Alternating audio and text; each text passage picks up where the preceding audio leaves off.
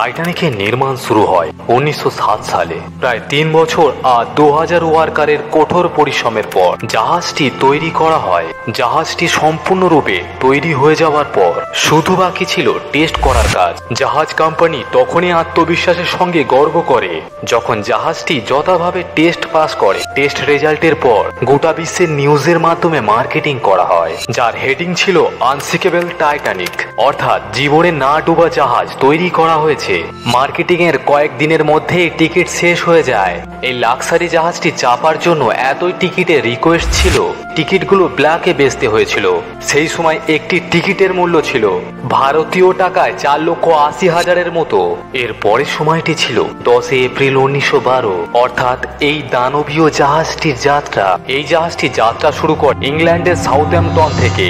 গন্তব্যস্থল ছিল আমেরিকার শহরের নিউ ইয়র্ক। বেলা দুপুর 2টোয় টাইটানিক তার যাত্রা শুরু করে দেয়। আর ঠিক সেই সময় থেকেই শুরু হয় ভুল। ক্যাপ্টেন স্মিথ ছিল একজন একরোখা ব্যক্তি। তিনি ঘোষণা করে দেন, আমাদের 7 দিনের মধ্যে নিউ ইয়র্কে পৌঁছাতে হবে। এই কম সময়ে আটলান্টিক সাগর পাড়ি দিয়ে রেকর্ড করার ভূত তার মাথায় চাপে, আর সে জাহাজের গতি বাড়িয়ে দেয়। এটিই ছিল প্রথম ভূত। তার মতে 7 দিনের মধ্যে যদি জাহাজটি গন্তব্যস্থলে না পৌঁছায় তাহলে টাইটানিকের সম্মান নষ্ট হবে। পৃথিবীর যে কোনো গাড়ির মেশিন ইঞ্জিনের লিমিটেড অপারেটিভ প্রসেসর থাকে, যার মধ্যে স্পিড লিমিটটাও একটি প্রসেসরের অংশ হয়ে থাকে। আর এই অংশটি টাইটানিকের জাহাজের সঙ্গে লঙ্ঘন করা হয়। এই জাহাজটির স্পিড এতই ছিল যে মাত্র কয়েক মিনিটের মধ্যেই সাউথহ্যাম্পটন বন্দর হারিয়ে যায়। চোখ যত দূরে যায় কেবলমাত্র নীল সমুদ্র দেখা যায়।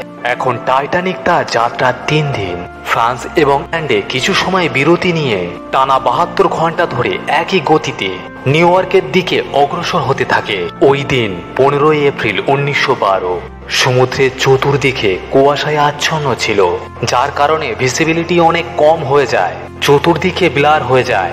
ওই সময় আরেকটি জাহাজ, যে কিনা টাইটানিকের থেকে কিছু মিটার আগে ছিল, ওই জাহাজের ক্যাপ্টেন ওয়্যারলেস রেডিওর মাধ্যমে টাইটানিক জাহাজকে সংকেত দেয় যে তাদের সামনে প্রকাণ্ড হিমশৈল রয়েছে। এক্সপার্টরা বলেন এই সংকেত প্রায় 6 বার দেওয়া হয়, কিন্তু টাইটানিক জাহাজের ক্যাপ্টেন স্মিথ এই ইম্পর্টেন্ট মেসেজটি ইগনোর করে। তাদের কাছে এটা নর্মাল হলেও এই ভুলটি ছিল জাহাজ ডুবার দ্বিতীয় কারণ। তাছাড়া টাইটানিক সেই সময় লাক্সারি জাহাজ হওয়ার কারণে জাহাজের ফার্স্ট ক্লাসে অনেক ভিআইপি ছিল, আর ওয়ার্কাররা তাদের সেবায় ব্যস্ত থাকায় এই সংকেতটি কেউ লক্ষ্য করেনি। যদি এই সিগন্যালটি সিরিয়াসলি নেওয়া হতো তাহলে টাইটানিক তার নির্দিষ্ট সময়ের আগেই হয়তো গন্তব্যস্থলে পৌঁছে যেত।